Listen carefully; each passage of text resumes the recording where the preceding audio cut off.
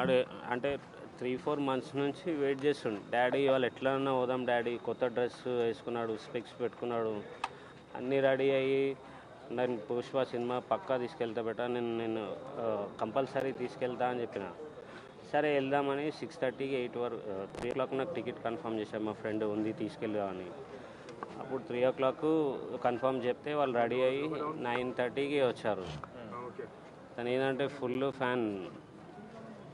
వాళ్ళని అందరు కూడా అంటే ఇంటి దగ్గర అందరూ పార్క్లో ప్లే చేసిన పుష్ప పుష్ప అని పిలుస్తారు అందరు అతన్ని. కానీ ఈ సిచ్యువేషన్ వస్తుందని అనుకోలేదు.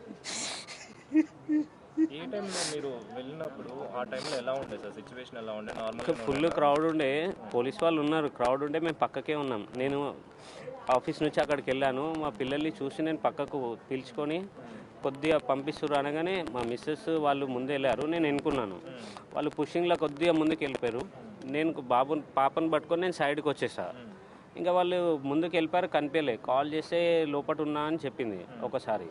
మళ్ళీ కంటిన్యూ ఒక 5 minutes కాల్ చేస్తుంటే నాట్ రీచబుల్ వచ్చింది. దాని తర్వాత స్విచ్ ఆఫ్ అని వస్తుంది. మా పాప ఇక ఏడుస్తుంటే అక్కడ పాపని అక్కడ పక్కన కూర్చోబెట్టి నేను మొత్తం సెర్చ్ చేసినాను, ఎక్కడా కనిపిస్తలేదు.